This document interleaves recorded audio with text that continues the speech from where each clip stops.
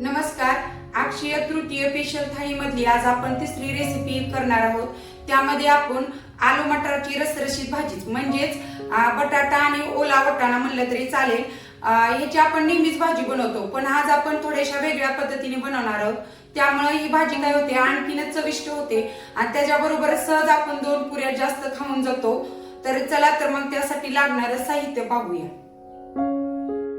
इथे मी रश्श्यासाठी 3 मध्यम आकाराचे बटाटे म्हणजेच पाव किलो बटाटे उकडून घेतलेले आहेत. हे बटाटे अगदी मापात म्हणजेच बोटचेप शिजवायचे. हे बघा, ह्या चाकू घातल्यानंतर हा पूर्ण चाकू खालीपर्यंत जातो, पण ह्याचे तुकडे तुकडे होत नाहीत.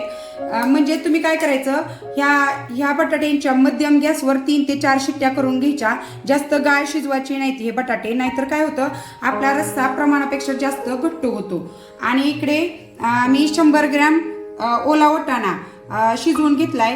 हा देखील कसा शिजवायचा सांगते. इथे माझा 1 वाटी ओला वाटाणा होता, तर त्यासाठी मी कुकरमध्ये पाऊण वाटी पाणी घातलं आणि थोडंसं मीठ घालून हा वाटाणा शिजवून घेतलाय. आणि त्याची फक्त फुल गॅसवर 1च शिट्टी केली आहे. त्याच्यापेक्षा जास्त शिट्ट्या करायच्या नाहीत, नाहीतर वाटाणा जास्त शिजला जातो. हा बघा, एकदम आपला बोटचेप हा वाटाणा शिजलेला आहे. आणि नंतर हा रश्श्यात देखील थोडाफार शिजतो, त्यामुळे याची फक्त 1च शिट्टी करून घ्यायची फुल गॅसवर. आणि ह्या वाटाण्याचं जे पाणी राहतं ते आपण ह्या भाजीसाठी वापरतो. अर्धा वाटी वगैरे पाणी राहतं ते आपण ह्या रश्श्यामध्येच घालणार आहोत. आता ह्या भाजीच्या वाटणासाठीचं साहित्य पाहतोय आपण. इथे मी 7 ते 8 लसूण पाकळी आणि 1 इंच आलं घेतलेलं आहे. वाटणामध्ये घालण्यासाठी थोडीशी कोथिंबीर.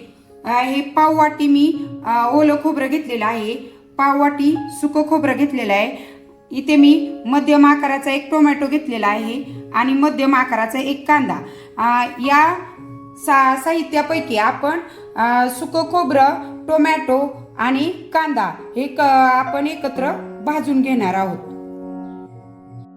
भाजीच्या फोडणीसाठी इथं आवश्यकतेनुसार तेल, मोहरी, जिरं, हळद, हिंग, कढीपत्त्याची 5 ते 6 पाने, 1 चमचा गरम मसाला.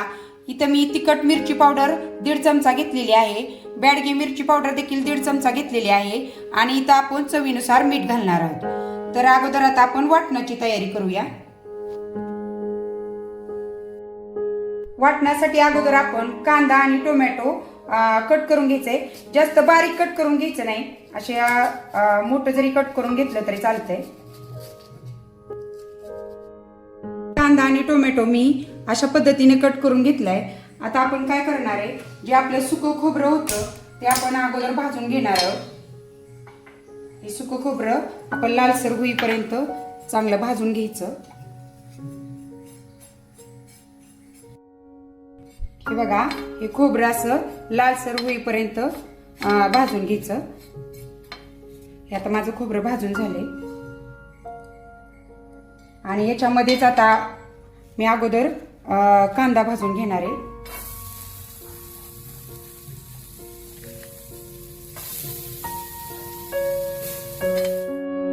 हा कांदा थोडासा भाजत आल्यानंतरच आता आपण याच्यामध्ये हा टोमॅटो देखील भाजून घ्यायचा आहे.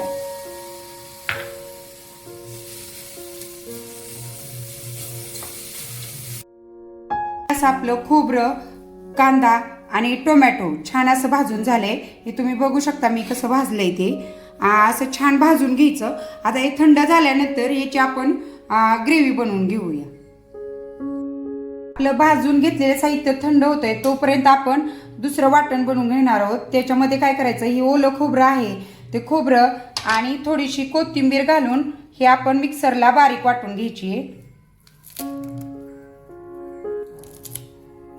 आणि हे छान असं मिक्सरला बारीक वाटून घ्यायचं. हे बघा, हे मी खोबरं आणि कोथिंबीर अशी बारीक वाटून घेतलेली आहे. इथे आपलं ही भाजून घेतलेलं टोमॅटो, कांदा आणि खोबरं हे देखील थंड झालंय. हे देखील आपण मिक्सरला बारीक वाटून घेणार आहोत. आणि त्याच्यामध्येच हे आपण आलं जे घेतलं होतं ते आलं आणि लसूण पाकळी हे देखील ह्याच्यामध्ये बारीक वाटून घ्यायचं. तुम्ही काय करायचं, ज्या वेळेस तुम्ही थाळी बनवायला घेचाल तेव्हा हे वाटण तुम्ही अगोदरच्या दिवशी बनवून फ्रीजमध्ये देखील ठेवू शकता, म्हणजे दुसऱ्या दिवशी जास्त घाई होत नाही. आता हे मिक्सरला बारीक वाटून घेऊया आपण. वाटण अगदी असं बारीक वाटून घेतलेलं आहे. बारीक व्हावं म्हणून काय करायचं, त्या वाटणामध्ये अगदी 2 ते 3 चमचे पाणी घालायचं, म्हणजे त्याची एकदम अशी छान बारीक पेस्ट तयार होते. रश्श्यासाठी आपण जे बटाटे उकडून घेतलेले आहेत त्याच्या आपण मोठ्या फोडी कट करून घेणार आहेत आणि त्या फोडी आपण ह्या तेलामध्ये तळून घेणार आहोत. तिथे मी ते फोडी तळण्यासाठी तेल गरम करायला ठेवलंय. ह्या फोडी आपण तळून का घ्यायच्या, काय होतं, आपण जेव्हा ही बटाट्याच्या फोडी फोडणीमध्ये घालतो तेव्हा त्या काय होतात, फोडणीमध्ये तुटतात. मग आपला रस्सा काय होतो, जास्त घट्ट होतो. तळल्यानंतर त्या जशा आहेत तशाच राहतात आणि आपला रस्सा देखील प्रमाणापेक्षा जास्त घट्ट होत नाही. ह्या बटाट्याच्या मी अशा बऱ्यापैकी मोठ्या फोडी कट करून घेतलेल्या आहेत. आता इकडं आपलं तेलही छान गरम झालंय. आता आपण फोडी तळून घेऊया.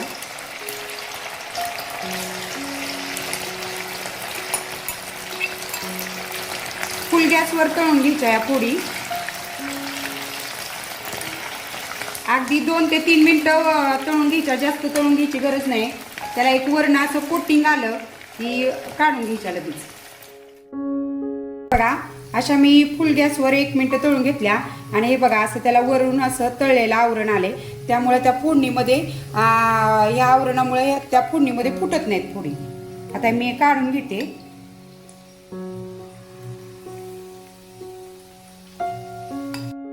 इथे आपली भाजीसाठीची सगळी तयारी झाली आहे. आता आपण भाजी फोडणी घालूया. इथे मी अंदाजे पाव वाटी तेल घालतेय भाजीला आणि इथं मी आवर्जून सांगेल, तुम्हाला जर जास्त तरी पाहिजे असेल थोडंसं तेल जास्त घाला.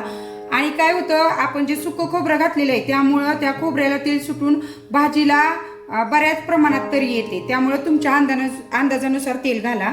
आता तेल गरम झाल्यानंतर आपण फोडणी घालूया याला. आपलं तेल छान गरम झालंय. त्याच्यामध्ये अगोदर मोहरी, नंतर थोडंसं जिरं. गॅस कमी करायचा आहे तेल तापल्यानंतर. त्याच्यामध्येच आपण थोडासा हिंग घालणार आहे, थोडीशी हळद आणि कढीपत्त्याची पाने. आणि हे घातल्यानंतर आपण अगोदर हे वाटून घेतलेलं वाटण त्याच्यामध्ये परतून घेणार आहे.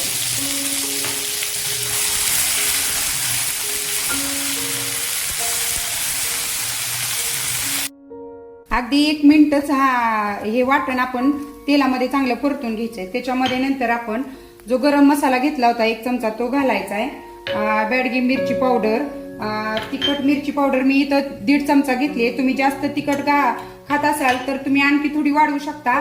आणि ह्या भाजीला तुम्ही काळं तिखट घातलं तरी सुद्धा चालेल, पण ह्या पद्धतीने सुद्धा भाजी एकदम छान तयार होते. आणि हे चांगलं परतून घ्यायचं. आणि याच्यामध्ये आपण चवीनुसार मीठ घालणार आहोत आणि चांगलं मीठ मिक्स करून घ्यायचं ह्याच्यामध्ये. आणि हे मीठ चांगलं मिक्स करून झाल्यानंतर आपण ज्या बटाट्याच्या फोडी तळून घेतल्या होत्या त्या देखील ह्याच्यामध्ये घालायच्या. आणि फोडी ह्या मसाल्यामध्ये छान अशा परतून घ्यायच्या. ओला वाटाणा जो आपण शिजवून घेतलेला आहे तो तुम्ही इथे लगेच घालायचा नाही, मी नंतर पुढे सांगते तो कधी घालायचा तो. आणि असं छान फोडी याच्यामध्ये मिक्स झाल्यानंतर ह्याला आपण 2 मिनिटं वाफ द्यायची. 1 ते 2 मिनिटं वाफ दिली की खूप होतं. मी या फोडींना अगदी 1 मिनिट वाफ दिली आहे. आता बघा ह्या छान अशा मसाल्यामध्ये मुरलेत. आणि आता याच्यानंतर आता ह्या स्टेजला आपण याच्यामध्ये हा ओला वाटाणा घालायचा. आणि जे आपण ओलं खोबरं आणि कोथिंबीर वाटून घेतली होती ती देखील ह्याच्यामध्ये घालायची आता. आणि हे छान 1 ते 2 मिनिटं परतून घ्यायचं. आणि परतताना अगदी हळूवार परतायचं म्हणजे वाटाणे आपले फुटणार नाही. या फोडी मी अगदी 1 मिनिट परतून घेतल्या. आता याच्यामध्ये माझं वाटाण्याचं अर्धी वाटी पाणी आहे ते मी घालते. आणि इकडे मी भाजीसाठी देखील गरम पाणी करून घेतले ते मी इथे 1 2 आणि हे 3 म्हणजे मी 3.5 वाटी पाणी घातलेलं आहे त्याच्या रश्श्यासाठी. आणि असं छान मिक्स करून घ्यायचं. आणि ह्याला आता आपण उकळी गॅस फुल ठेवून उकळी आणूया. आता या आपल्या भाजीला छान उकळी आली. आता आपण गॅस कमी करायचा एकदम आणि हे झाकून असंच 3 मिनिटं ठेवायचं. 2-3 मिनिटं आपण हे बघा 2-3 मिनिटं आपण रस्सा उकळून घेतलाय. किती छान आपल्या रश्श्याला तरी देखील आली आहे आणि हा आपला रस्सा घट्ट देखील झालाय हा. आणि तुम्हाला जास्त घट्ट आवडत नसेल तर अर्धी वाटी पाणी तुम्ही जास्त घातलं तरी चालेल, पण पुरीसोबत असा घट्टच रस्सा छान लागतो. आता मी हा एका भांड्यामध्ये काढून घेते. ही भाजी 4 माणसांना पुरते, पण कधी पुरते जर तुम्ही पुरीसोबत आम्र बासुंदी वगैरे बनवली तर ही 4 माणसांना सहज भाजी पुरते. ही आपली आलू मटारची भाजी पुरीसोबत रसरशीत अशी छान अशी भाजी तयार झाली आहे. हे बघा किती छान भाजी तयार झाली आहे आणि ह्याची कंटेन्सी तुम्ही अशीच ठेवा, पुरी बरोबर अशीच भाजी छान लागते. आपली भाजी पूर्ण तयार झाल्यानंतर ह्याच्यावरती अशी थोडीशी कोथिंबीर घालायची. ही आणखीनच भाजी छान दिसते आणि खूप छान लागते. लहान मुलं देखील खूप आवडीनं खातात, मोठ्या माणसांना देखील. आणि तुम्हाला झणझणीत करायची असेल तर थोडंसं काळं तिखट घाला. बघा मी किती थोडंसं तेल वापरलं तरी देखील खोबऱ्यामुळे ह्याला छान अशी तरी आली. तर अक्षय तृतीय स्पेशल थाळीमधली ही तिसरी रेसिपी तुम्हाला कशी वाटली आलू मटराची सब्जी ते मला कमेंटमध्ये सांगा. आणि तुम्ही नक्की ट्राय करा सगळे थाळीतले पदार्थ आणि मला कमेंटमध्ये सांगा तुमचे कसे झाले. किंवा तुम्हाला रेसिपीबद्दल काय प्रश्न शंका असतील ते देखील मला कमेंटमध्ये विचारत जावा, मी त्याचे उत्तर देत जाईल तुम्हाला. आणि आणखीनही तुम्ही अशा छान छान रेसिपी बघण्यासाठी आपल्या चॅनेलला सबस्क्राईब केले नसेल तर प्लीज सबस्क्राईब, लाईक आणि शेअर करा. धन्यवाद.